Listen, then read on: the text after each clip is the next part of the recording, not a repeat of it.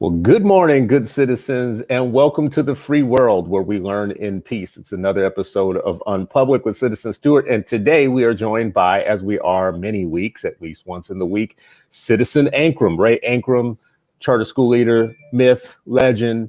I got to give everybody that title, bro.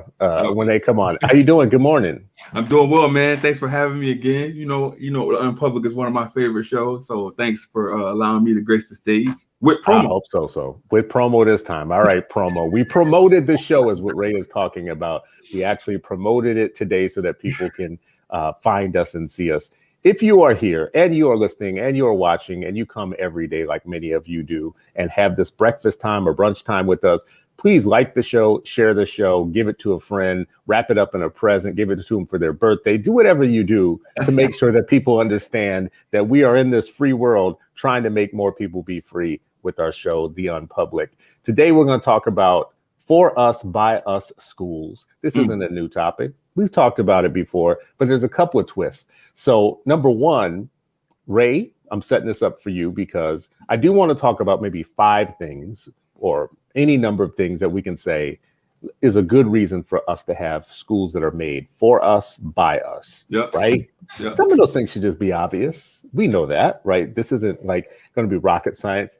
But then I also want to ask you a couple of questions on a challenge on the FUBU push. Okay. Also, I don't know how else to put it. Yep. So why don't we just start off with the easy stuff so that we get to the, some of the more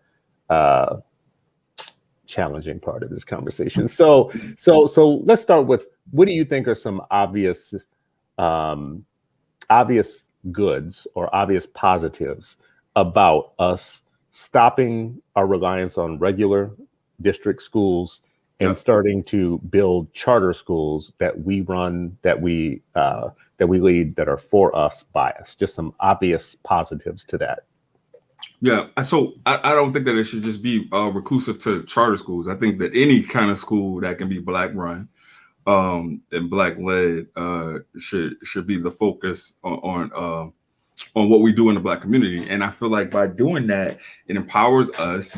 It builds a Black infrastructure in the Black community, right? And then it teaches this level of citizenship that will allow for young Black folks to come back and give back to their community. And so if we're teaching our students like, hey, listen, this is what it means to be a good citizen. This is what it means to come back to your community and to give and to put others on the road to success. I think that not only does it kind of get us past this whole like Black low literacy rate or Black low achievement rate, but it also gets us to the point to where it's like, man, we are starting to empower ourselves and we're starting to like own these narratives in terms of like how Black people can achieve, setting that bar high. Okay, so one obvious good of running our own schools, for us, by us schools, not just, we are saying charters today, just because I do want to stick with that as one of the points, but just in general, one of the obvious goods is you get to set the bars for yourself. So no more low expectations. Right. Because if the expectations are low, at least they're ours. At least we set them. Yeah, but they still shouldn't be low. They shouldn't be low, right? But someone else is definitely going to set low expectations for us.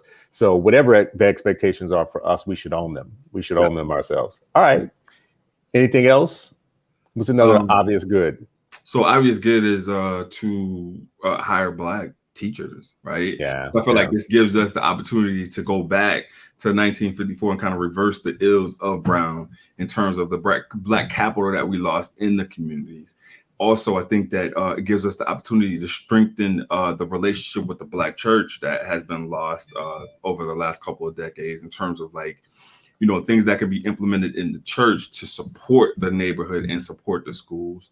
I remember growing up and we've shared these stories on 8 Black Hands. My Sunday school teachers were also my school teachers, right? And there was that interconnection with the community that allowed us to have really good conversations about what good achievement looked like. And school wasn't a 5-day work week. It then became a 6-day work week in which, Saturday was unless Saturday was your Sabbath, Saturday was the day in which you chill, or Sunday was the day in which you chill. But like for 6 days, you were getting good quality instruction. Yeah. We should do a whole nother show too on what's the actual Sabbath. It's supposed to be an education show, so we might come back to that. You said hire teachers. I think one obvious good is that you control all of the contracting and the hiring. You know, so what you said, I think, is an obvious good, which is we want to create little schools that are safe harbor, little safe harbors for our kids, little places where we can put our children, where they are culturally, spiritually, academically, intellectually safe from much of what the world would poison them with, right? So we can take them out of the poison pool. So, so one part of that is hiring Black teachers that we get to vet. Yeah. Another part of that is hiring white teachers who we get to vet too, because let's be real, you're going to have lots of white candidates. If you run your own school, you get to pick which ones make it through the door and which ones don't. Like in a pinch, in a regular school districts, oftentimes you don't have that right. You just get flooded with, here's your 10 teachers or whatever.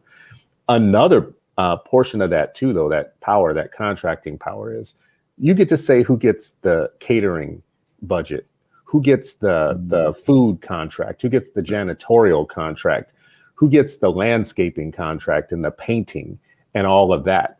Mm-hmm. That is a different, you know, listen, people like to talk about community schools. Yeah. Yeah. I mean, what is a community school except for a school that employs those within its community?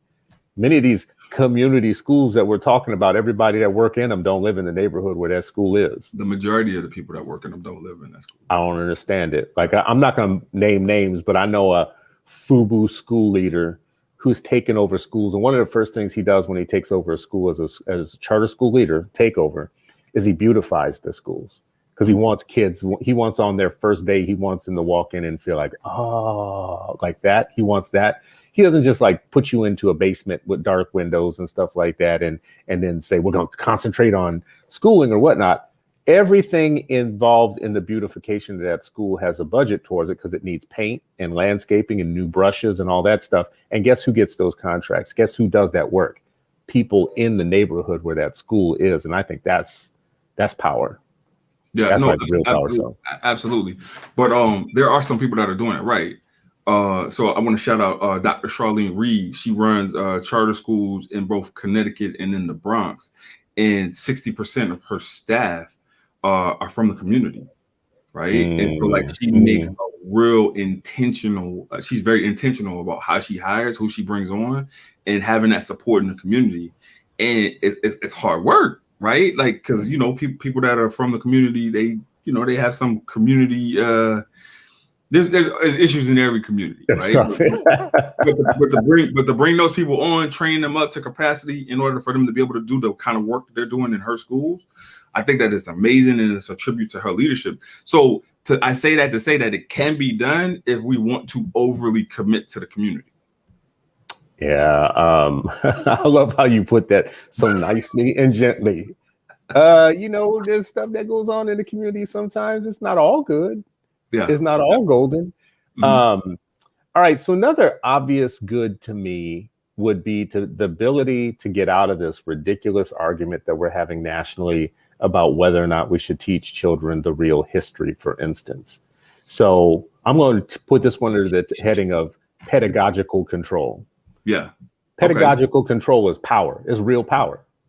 So if I got a school, if I'm able to run a network of schools that are for us by us, right? The first thing that I'm going to do is I'm going to get a critical race theorist in my school or my staff, right? We are going to, because as right now, as it stands, 0% or a very low percent of teachers nationwide are teaching critical race theory in the classroom. It's a boogeyman persona. It's something that my party is doing in order to scare folks into one-sidism or whatever, right? And so I detest that. But what I would do is I would definitely put somebody in that school so that we can then begin to have like real conversations about race. But not from the lens of like the oppressor versus the oppressed, because we don't want to scare people away, but in a way in which we're like bringing folks together to have like really good conversations to move us forward and not move us backward. Forward, not backward. Did I lose you? I'm the only one.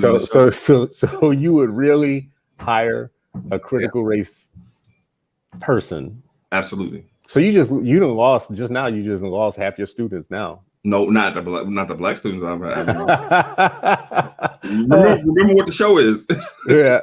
Well, I mean, I don't know. You like every time this comes up, I seem to have somebody white tell me like, well, look at these black folks who disagree with you, Chris.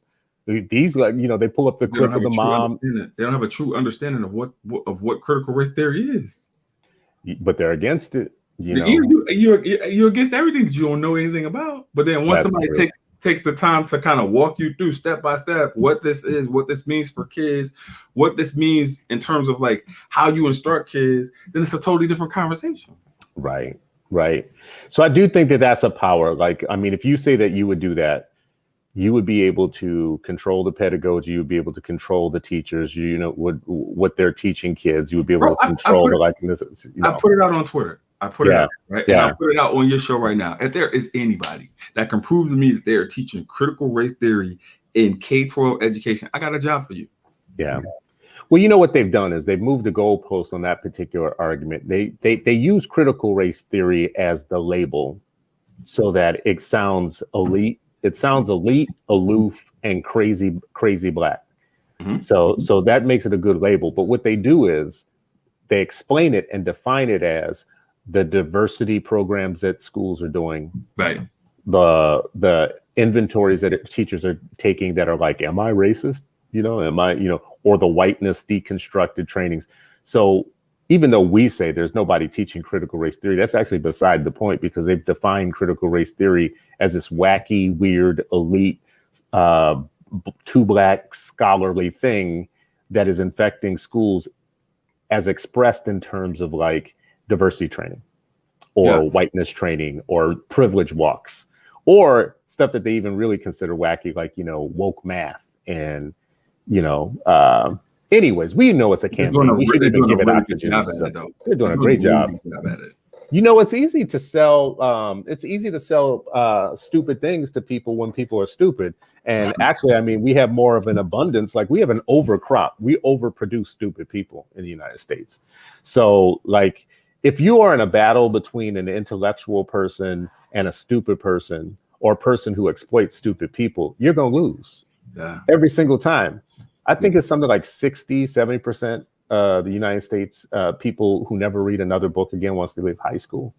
Like the number is that high. Like it's like outstanding, the number. And the number of people who sit in their cars listening to the whole kind of Ben Shapiro, Tucker Carlson, that whole thing all day long, making them dumber, just like taking their brain cells out their heads, giving them language for stupidity. You're going to lose every single time if you try and bring facts to that party. I don't know what we do, because I believe in facts, but, you know, you just had a president, you've seen what they've done with facts. Like, facts don't exist. They don't. Alternative facts now, right? Which, again, if you run a school for us, by us, you get to pull children out of the states and the other systems of mind control. You get to actually create the environment, create the lesson plans, create the pedagogy, and make sure that it's fact-based. Yeah, but there's still standards that you would have to meet in terms of like how you type those things and benchmarks that you would have to meet in terms of like meeting certain testing requirements in order to get federal aid and be qualified for federal aid. So I think that there's a way to do it. There's a way to streamline it in which it does put a dominant focus on the types of curriculum that we're talking about that empower African-American students or that empower students of color in order to be able to see themselves in the curriculum. Because I think that's the major argument for a lot of people, is that, you know, a lot of times when we look and we do curriculum investigations, we don't see ourselves in the curriculum. And so that becomes the major problem. So then if you're able to control that narrative, so now you can see, like, you know, for example, in my daughter's class, if I walk into her class right now and I go to her library or whatever in her teacher's class, there are books that are centered that look like her. She can go and pick a book and it's like, oh my God, this person looks like me, or rivals my experience, right? And I think for kids to be able to see themselves in the literature, for kids to be able to see themselves in math problems or whatever, like, that's part of the FUBU process. I think it's so interesting about that is just that, like, representation matters. We know this. Yeah. It's not like regular district traditional schools don't try on those things, but it's just so weird. Sometimes the more people try to help us, they hurt us continuously. So, like, even for the good-hearted, good-natured teachers in the systems who aren't culturally connected to the kids, but who are trying, and that you give them something like a project, like, you got to, like, diversify your curriculum and everything. I mean, man, like, sometimes you just want books for your children that show free Black people just being free and just being kids. And they pick like an entire like trauma diet. Like the books they pick is like Black struggle at age 5, Black struggle, like, and you're like, well, damn, did you have to pick every angry book? My 5-year-old wants to, like, my 5-year-old is happy and gregarious and, wants some art in their lives and wants to, like, dream big dreams or whatnot. You got this other book for these other people. It's full of balloons and shit, and like, hot air balloons going up in the sky. You bring our books and it'd be like, she was downtrodden. But that's when you start writing books, right? That's when you start writing books, and then when there's a lack or there's a scarcity of certain things, it's like, hey, listen, what can I do in order to kind of boost this, right? Yeah. I hope more of us do write books then. I mean, because honestly, like, pedagogy and the books that you choose, and even working with the vendors who create kind of like curriculum for school districts, or like textbooks or others, they need to do a better job of finding the people who write the books that aren't just trauma centered or whatnot. Kids don't want to like sit around just reading about that stuff. So Damon Warren here says ACE, African Centered Schools, are very necessary. As a former principal of Harambe Institute of Science and Teaching or Technology, charter school in Philadelphia, I saw amazing work being done. Yes. I saw amazing work being done. I hope that we can someday have ACE, African Centered Education Schools, that are funded and sustainable privately, like the other private schools around the world. This is an interesting point because charter schooling is like a half step to full freedom. Right. It's kind of like, when people left the South and were migrating to Chicago, like, on the way, they found all kinds of wage arrangements that allowed them to be freer than they were on the South, but it still wasn't as free as they were going to be in Chicago. Right. I kind of like feel like charter schools in a way, we had, it's interesting, Damon, that you're in Philadelphia and you had so many ACE, you had so many African-centered private schools in places like Philadelphia and these other cities that in the late 70s and early 80s started losing ground. They started losing money. There's all this push around integration. Students were like going out to the suburbs finally. And, there was less of a need for ACE schools or whatnot. So it's interesting that you're in Philadelphia and you ran a charter school, because I think what a lot of people who still wanted to run those schools had to do was charterize. They had to our guy, he says all the time, if he could open 1,000 Namde Usasas, he would do it in a heartbeat. Private ones. Yeah. Yeah. He could open a network of private, which, to my ed reform friends, to my friends who like, you want to put so much money into ed reform, into reforming and whatnot. I'm with you. Put all that money into reform, because actually I'm not going to be like one of the people. I'm not like all y'all. I don't love the district state run schools. I don't believe government schools are good for us. I never did. So I don't think they're a public good. I think they're a public good for some. Yeah. And I think they're a social control mechanism for everybody else. And they are railroading our asses from kindergarten right into welfare and prison like nobody's business. It works so well. It works how it's supposed to work. Works so well, yeah. So, people are like, well, them people that come to disrupt our school systems are bad people. But yes, they are, I guess. I don't know. I'm focusing on the prize though. It's like somebody like coming to burn down your plantation, and you being like, well, them people coming to get us off this plantation. They're like, yeah, they bad people. All right, keep burning that down until I get out, till I get free, and then we can talk about the merits of who came to set the fire. Yeah. But anyways, you're not going to agree with me then. Not everybody's going to agree with me on that. I get it. I understand. But putting the onus back on us and putting the power back in our hands. I think that's where it starts. That's where the conversation starts. That's where I was going with that comment before I got wild and went all over the place, which is basically to say, if you can put hundreds of millions of dollars into reforming a thing, why don't you put that same amount of energy and money into private schools, Black private schools, and let people, like, we have found out how to run low cost private schools in Africa and South America and other places in the world. Like, how do you deliver a low cost private education? Catholic schools had figured that out for a long period of time, like Cristo Rey and others, right? And they have outstanding results with their students. So I think charter becomes the sharecropping exception. For people in reform world, charters are good because they don't have to carry the full weight. Like, the freight is carried partially by the state, so you can scale it faster and more. And I think for Black folks that want African-centered schools or for us by us schools, it's good because basically it comes with a per pupil income. You don't have to like sing for your dinner every 5 days. That's true, but in some of the most progressive states, you're starting to see charter school caps, and so if you're capping the amount of charter schools that folks can have, then the authorizers are going to be really particular about the types of charter schools that they're letting in. And so when folks start having these lenses in terms of like what's going to work and what's not going to work, they're probably going to side on the ones that you can provide evidence that have worked prior to, and they're not going to try new things like ACE schools, right? And so, those are the kind of conversations that we need to start having with authorizers in terms of like, hey, everything is not going to be cookie cutter. Everything's not going to look the same. That's right. This work for Black kids. All right. So we done talked about the upside of you're now opening the door to talk about some of the downside. Because I said we're going to start with some obvious benefits to chartering and charter schools and whatnot, and whatever, we did that. So we did our job. Duly noted. Okay, there's some positives. You can, as a charter leader, you get to control who's teaching your kids, what they're teaching your kids, when they're teaching it, to what standard. You have pedagogical control. I can't think of anything more powerful for a formerly enslaved people than pedagogical control, meaning like we control what our kids learn and how they learn. We don't even have to argue with the rest of the country about it, right? That's power. That's real power. Okay, Black power.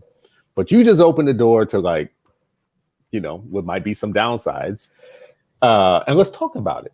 Let's talk about it. There's lots of people starting charter schools that necessarily aren't the proper use of the pedagogical control for our children. And some of them look like us. What do you do then? Because I haven't called this out very much, but you've called it out before. And I got mad at you. You can call out like somebody started school and you like, listen, I'm going to be looking for your first year results and your second year results. And then you pull their results in year 2, year 3, and you be like, close that. And I'm like, damn, Ray, what is wrong with you?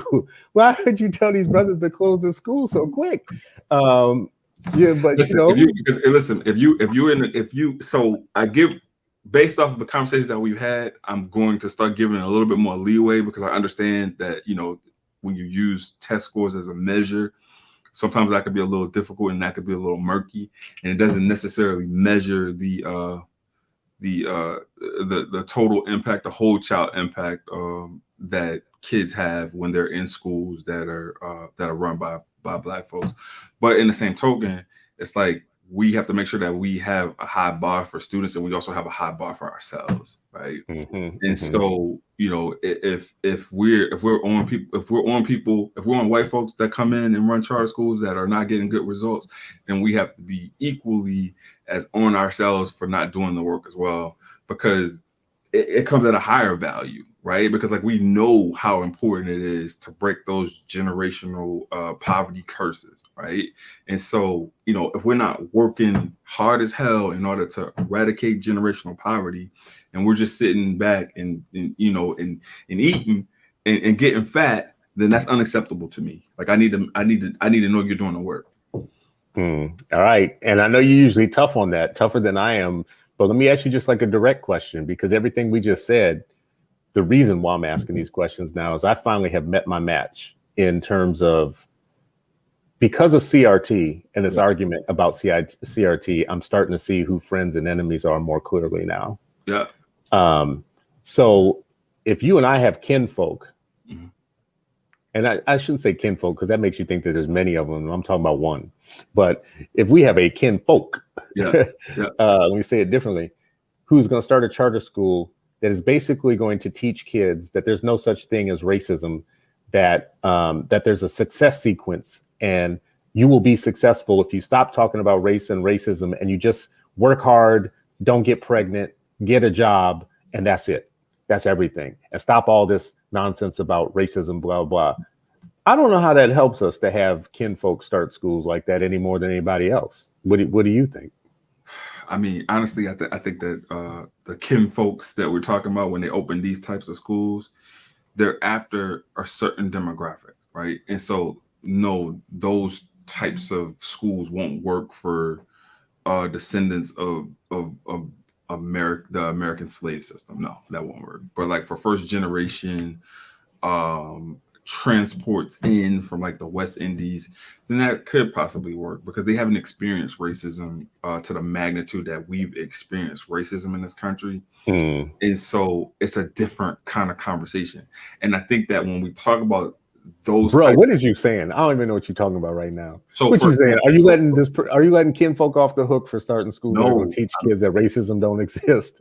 That's not what I'm doing. Okay. All right. When folks come from the Caribbean, right, they have a different mindset on what racism looks like. Right. And so when you put those folks in the United States, they start getting grants, they start getting opportunities that people that have been here do. That's right. Get.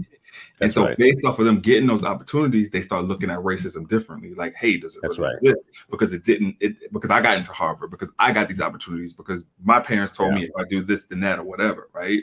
And so, but they're not looking at it like I'm one person out of 1,000 that didn't get the same opportunity, right? And so even though there's probably 250 people that put the same amount of effort in as I put, I am the only one that made it out, right? That's and right. Don't look at those things like that. And I think that that's what we need to double down on. And that's the kind of conversation that you have to have with this person that we're talking about.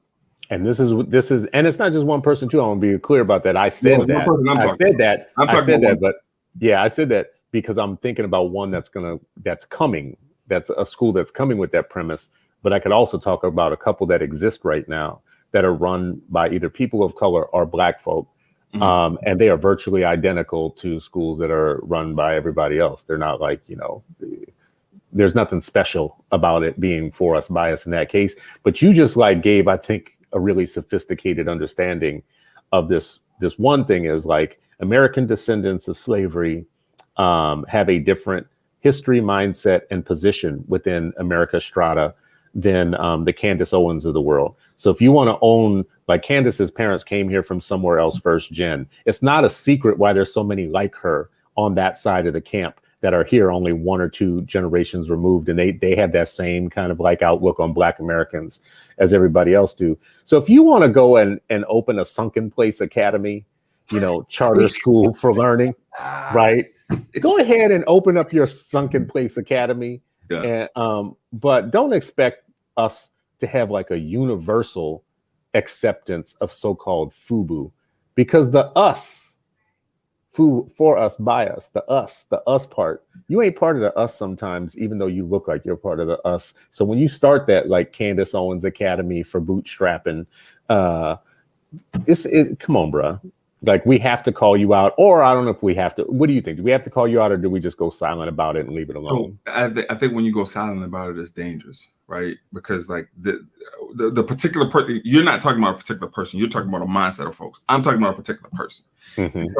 This particular person that we're talking about, he's able to get funding and able to get those opportunities in order to do the things that he needs to do Whereas you got folks like me and folks like, folks that with the mindset of me that can also do the work, but we're not necessarily getting that funding behind us in order to do that kind of work, right? Yeah. And so I think it has to be called out, because if it's not, then it flows under the radar. And then there's this narrative that this person is the only person that can be successful, but we're not talking about all the things that have been put to this person's lap in order for them to be successful. Mm-hmm.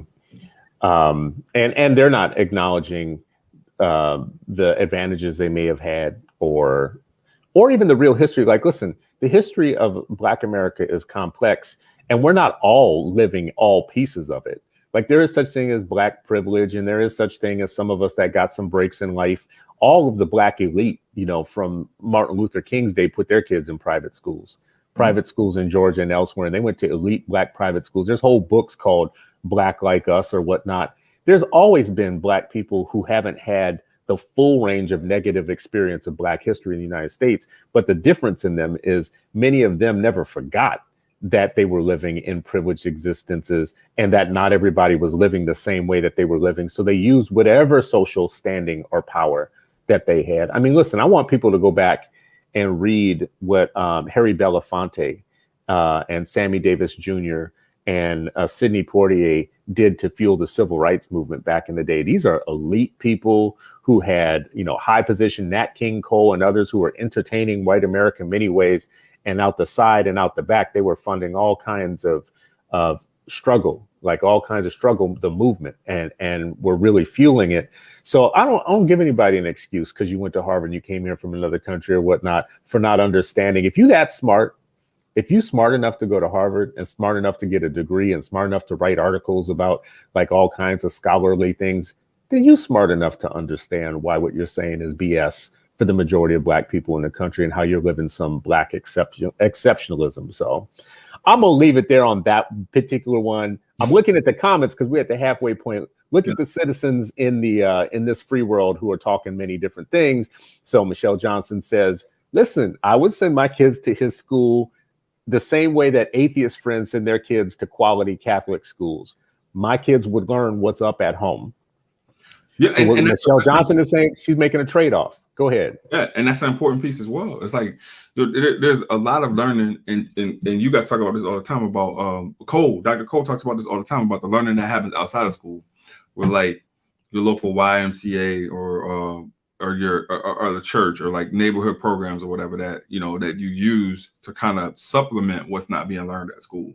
Mm-hmm. So I wouldn't necessarily put my kid in that person's school. I'd homeschool first. But I could see why some people would make that decision to do that. It would be me. I mean, I can be very clear with you. If my child was ever going to end up like that person who runs that school with that mentality, it's a no-go for me. I don't know how I could put my kid in that school unless I have no choice. Let's be real. Many people live in environments where there's no choice between this or that. And we don't talk about that. We don't talk about that. We don't talk about that, right? Yeah, it's not like we all live 2 blocks from a Whole Foods. Right. Right. Many of us don't. Like the closest Whole Foods to me is 60 miles. A Trader Joe's 60 miles. It's an hour. It takes you an hour. All my shit's melted. If I go to Whole Foods, it's all melted by the time I get home. Yeah. So if that was the only school, I mean, you got to do what you got to do. The conversation becomes like, why aren't there as many quality schools? Mm-hmm. And then because when I talk about quality schools, I'm not talking about just for Black people. Like I'm talking about quality schools for everybody, because white kids aren't achieving at high levels either, right? Yeah. If you're talking about just like scholastic growth, we always highlight what the Black kids aren't doing, but the white kids aren't doing that well either, right? So, if we're talking about school choice, and that seems to be the umbrella or the tent that everybody's able to get under, then we have to have these types of conversations that we're having right now, because not everybody wants to be all encompassing in that tent. Mm-hmm. How can we still have the same thing and get the same access to what we want, which is school choice, but have schools that we want? Right. That seems like a very hard, we haven't gotten there yet. Mm-hmm. It seems like, school choice right now is just to open the door for there to be way more options. but it still hasn't yet meant that we're going to result in the ones that we want specifically. Like I think that's something we have to shoot for. And maybe part of this conversation, for us, by us, African-centered schools, ACEs, low-cost private schools, where we control the pedagogical kind of view and the educational philosophy that our kids get. Maybe that's the missing piece that had not been talked enough about in all these years of reform up until now. And because of CRT, maybe this is the opportune moment to say, like, listen, I can end the CRT wars in 5 minutes. Facts. Give us our schools. Give us our schools. Give me my kids back. Give us our schools. Give us the funding that you're going to give every other school. That's right. And let's meet at the finish line. Let's see who gets there first. Listen, all the Karens can come up and bitch you out at your school board meetings all they want or whatnot. Give us our money. Give us our per pupil income. Give us our kids back. And give us all the rights in terms of hiring, firing, deciding what gets taught, where, when, and how. And then we can just end this fight. We don't have to have it anymore. So, or even before you get there, right? So, because it's going to take some time for folks to allow us to open schools and do those types of things. Give us the money allocation that give us the per pupil money allocation, and then let us decide where we want to put our kids in schools. Right? So even if there are narrow choices, right? If we decide that we want to drive across town in order to put our kids in the school across town, allow us and afford us that opportunity to be able to do so. Don't let the zip code determine where our kids go to school, and then you'll see some things. Yeah, I mean, number one, like, if you could do with that part right there, yeah. First of all, people ain't gonna let you do that part. But well, if you why? could stop, Why? Well, because right now, if you wanted to fix public education across the country in one way, that seems like common sense, basis of their address, like stop, like gerrymandered school districts. School districts are as gerrymandered as political districts, as congressional districts. 100%. And they're gerrymandered for a very specific purpose. So if you erased all the lines, like if you just erased all the lines, imagine what would happen in the United States if you erased all the lines between these urban cities and their suburban school districts.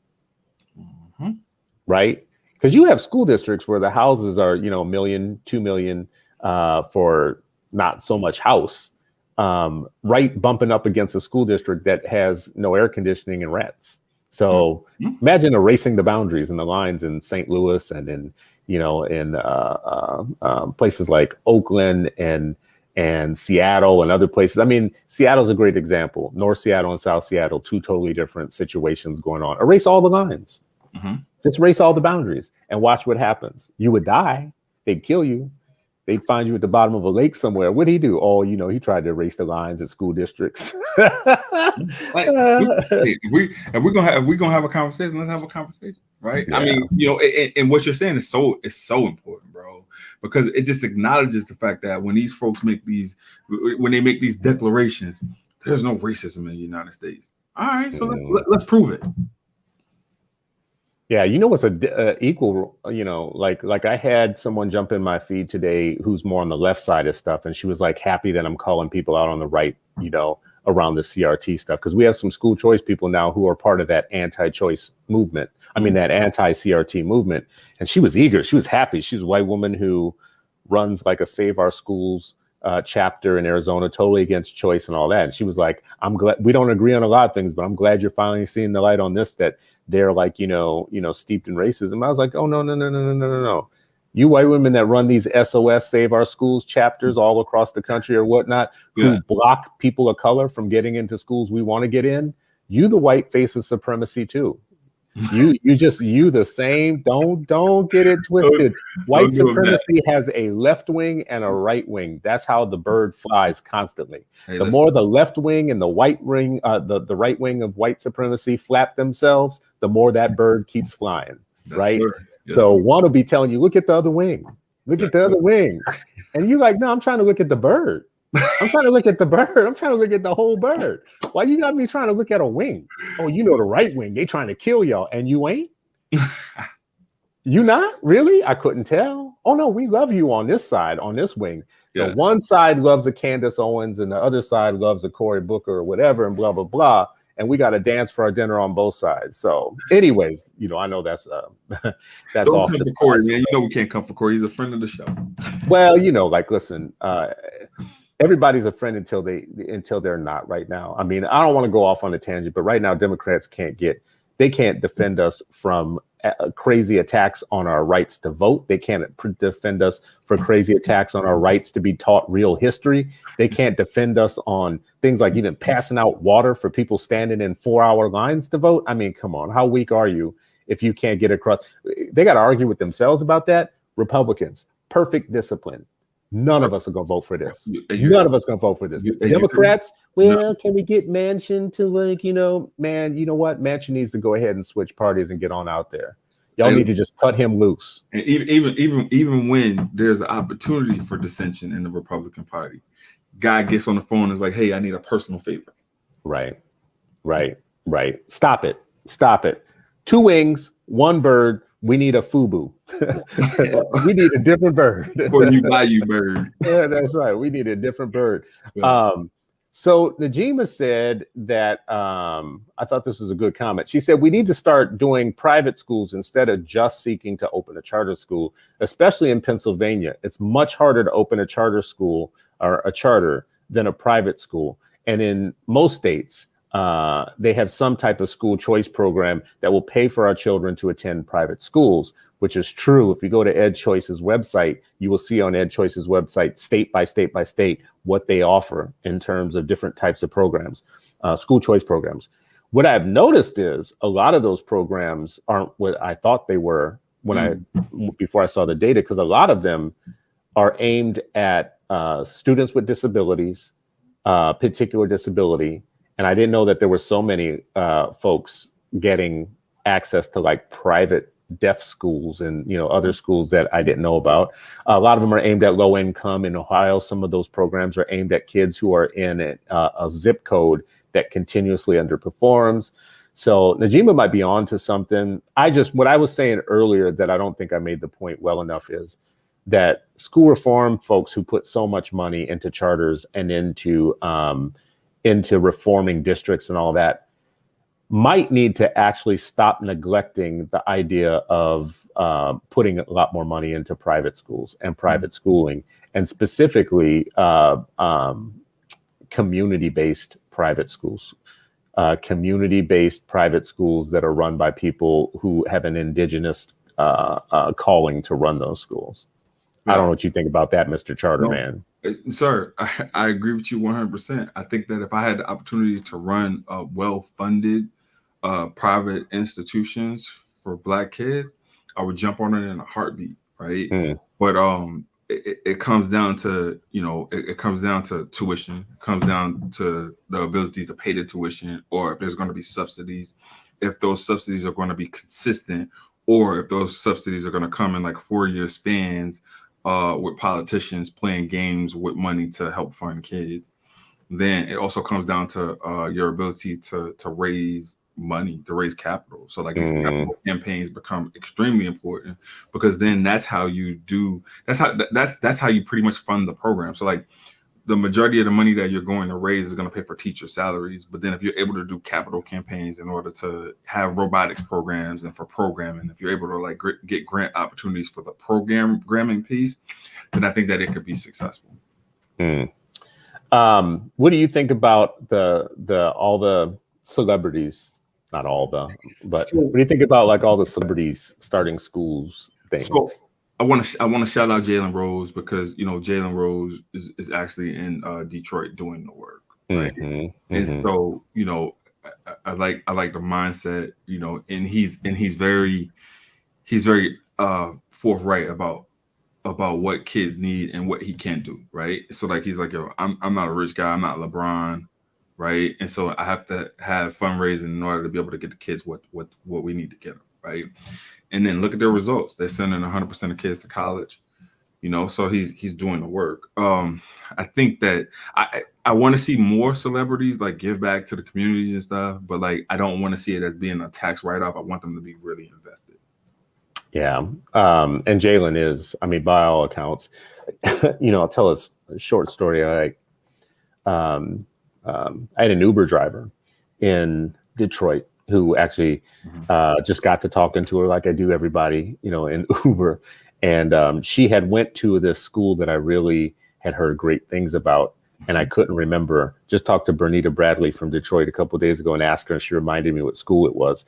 The school was for pregnant moms, and it was on a farm. You're talking about and it was like they started a business. They got out of the city and got onto this farm where there was a school, and they started like a goat milk, goat cheese business, and the kids just blossomed because it was out of the like kind of the city situation, and it was more in a natural kind of situation, and they provided extra strong early learning and daycare for the kids of the pregnant moms. So my driver, the Uber driver, told me she was finishing her master's degree right now at the same time as her daughter was, who was born with her while she was attending that school as a pregnant mom. And I was like thinking, damn, they did a 2-generation strategy and both of y'all about get these jobs.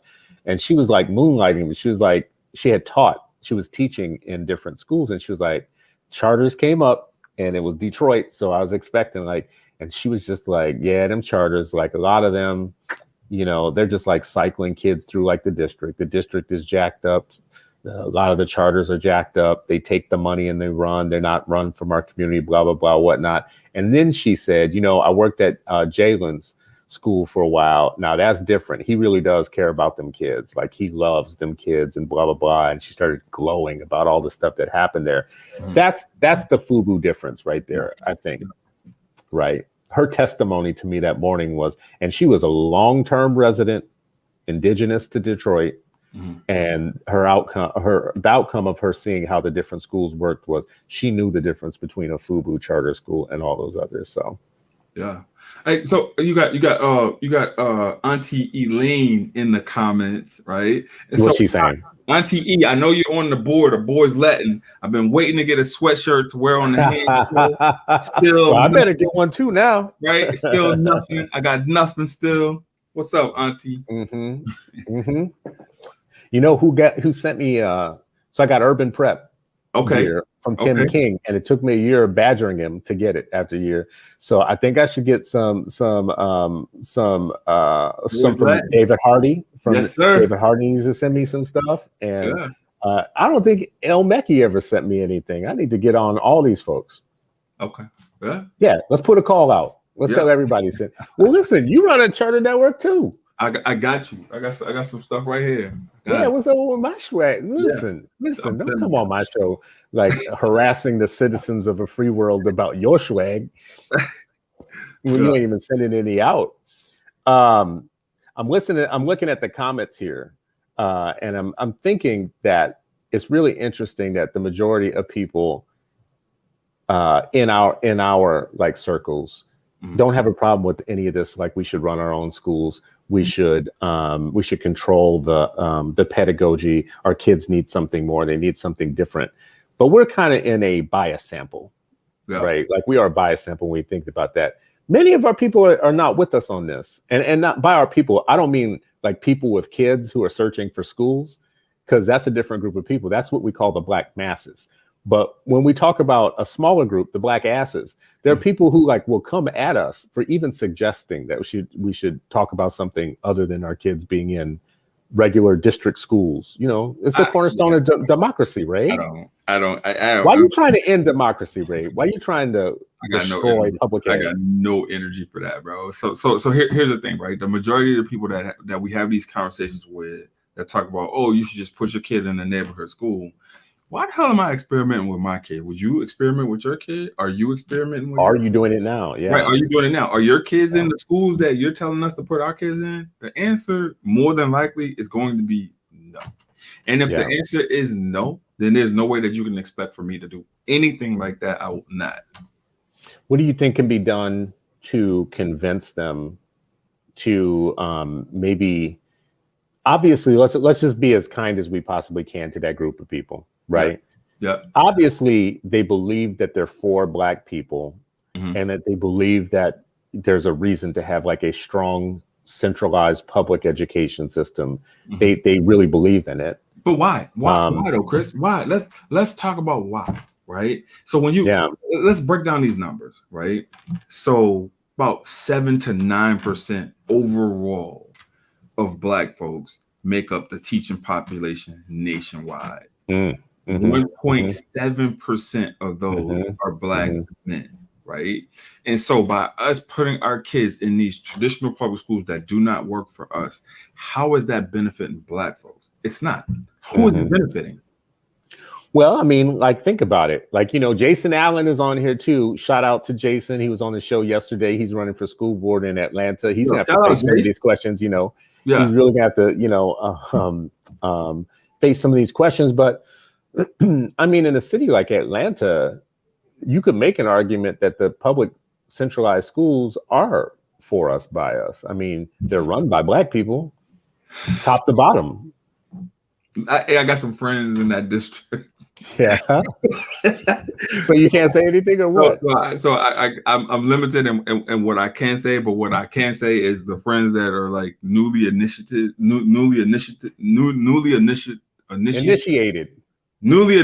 into the Atlanta Public Schools school district. They're looking to make drastic changes within the district. And so I got to sit back and give them some time in order to be able to operate and do the things that they need to do. Yeah. And then we'll see from there. But I think that what Jason is doing, first of all, is heroic, right? At the fact that he's stepping up to the plate and he's running for school board. He's not just talking about it, but he's actually being about it, right? And that's the challenge that we've had for like most folks. So Jay, we got to get you on. We got to get you on 8 Black Hands, man. We already committed several months ago to where if we got Black folks that are gonna be running for school board, you coming on the show, we're gonna get you as much publicity as we possibly can in order to highlight what you're doing in your area. So shout out to that, brother. Well, let me. I know we're gonna run on time here soon, so let me come back to this point again. Just like,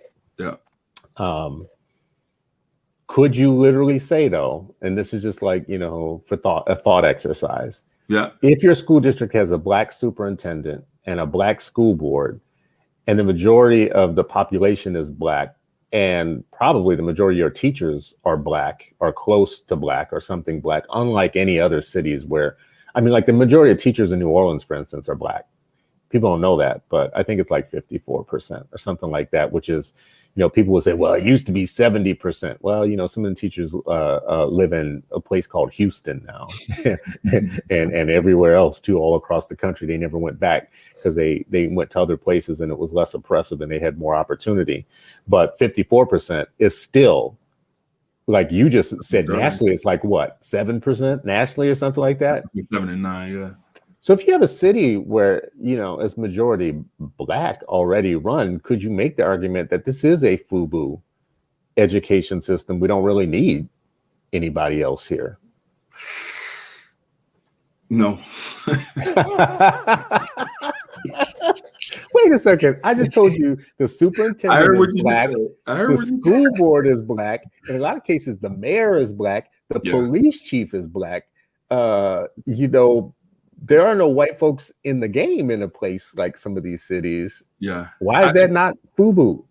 So I think, I guess the best, in all likelihood, where I see success and like pockets of success, I would say is Baltimore City. And so there's some really good things happening in Baltimore City. Santa Elias. Santa Elias. Yeah.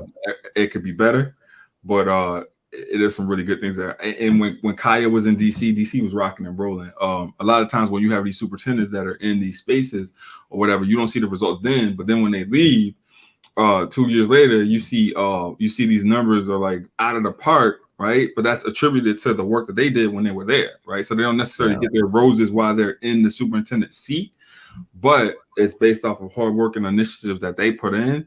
So, I mean, there are these instances in which you can see where the growth is on an upward trajectory. I would say Cammie, who's not Black, but worked in a majority Black school district in Newark.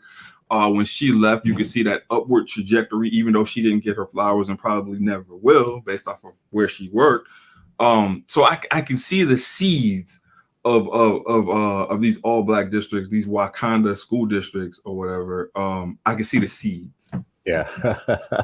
Well, obviously our bias sample in the free world community here, the unpublic community, the family for brunch, the brunch family here is not feeling that question. And Jima said, Chris, don't even finish that question. Yeah. The answer is no. Don't even finish that question. No. Oh, Indy is on the rise, right? Like nap time, like Indy. nap. There's some folks in nap that are doing some amazing things.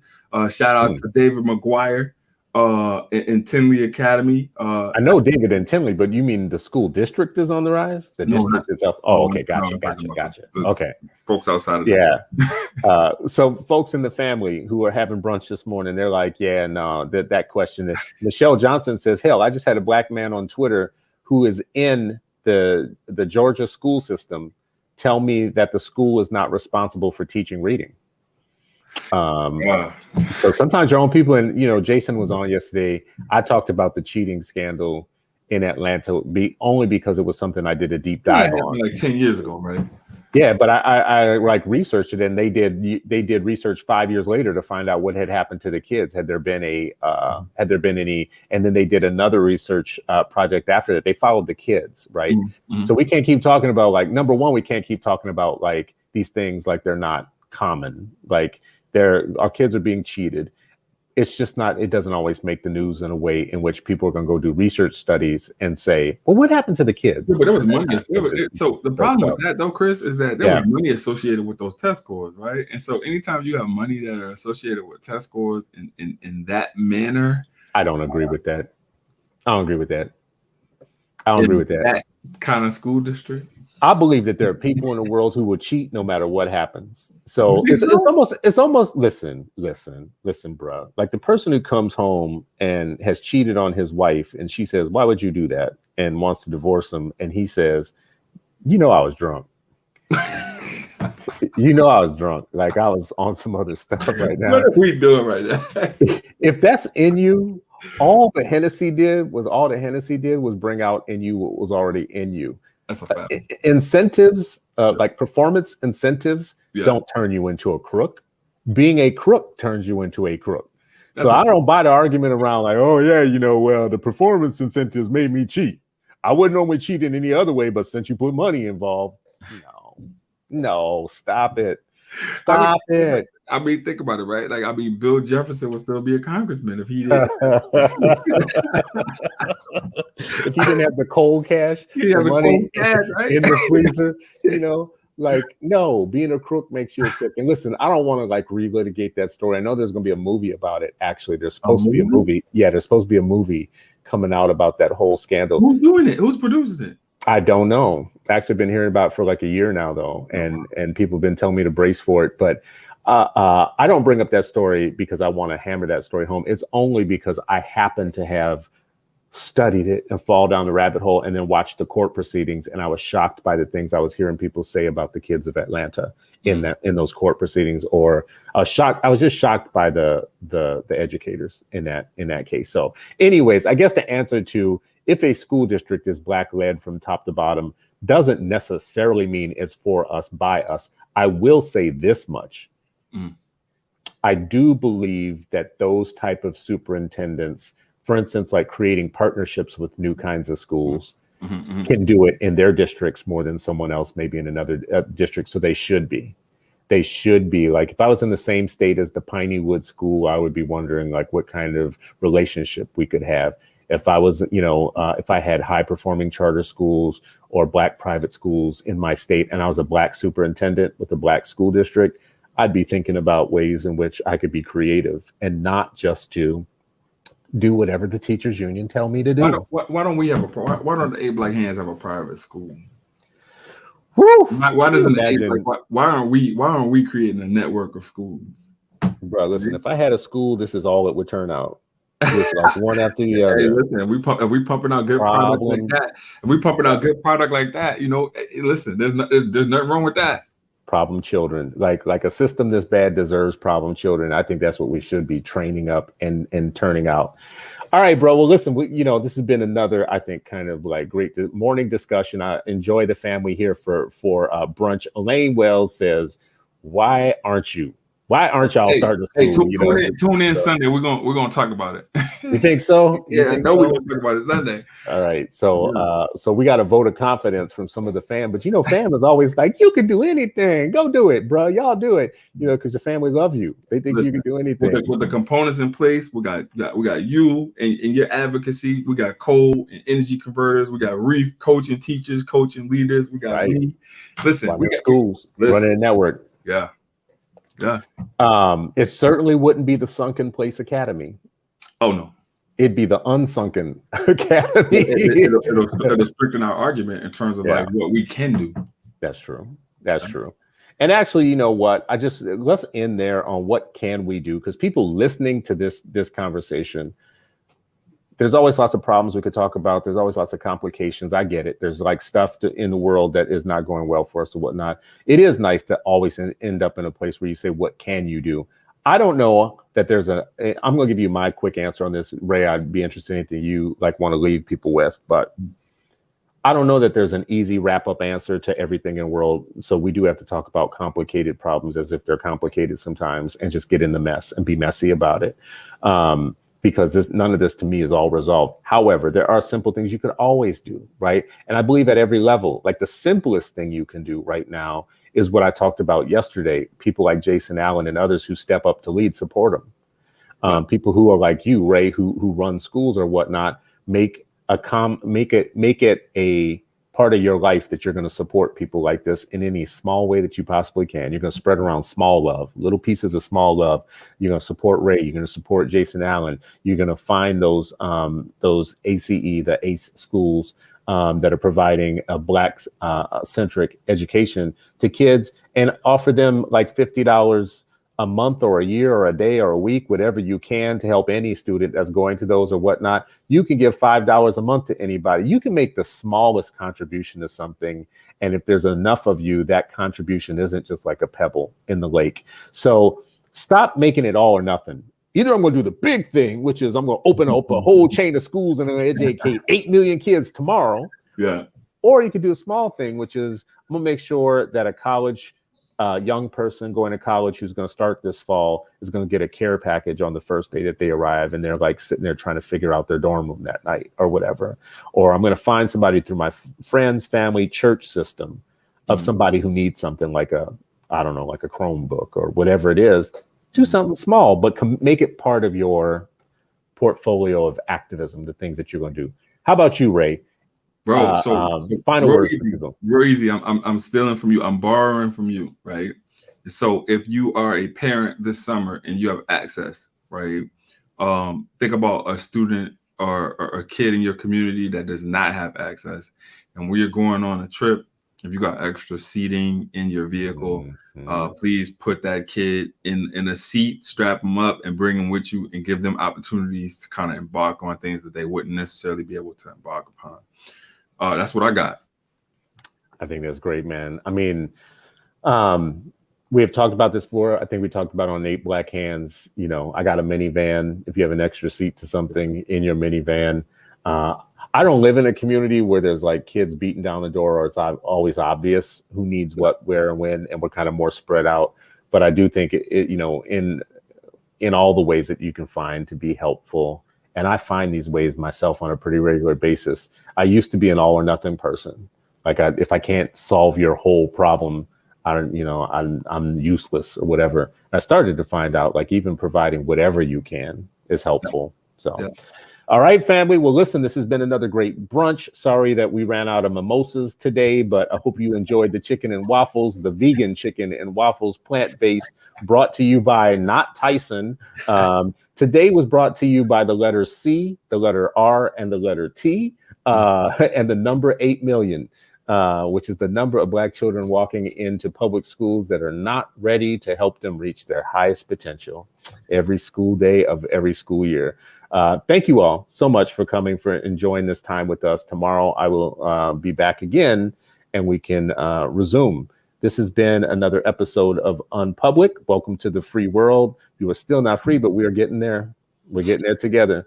Thank you, good people, good citizens. We'll see y'all again tomorrow. Appreciate you all. Ray, thank you for coming on.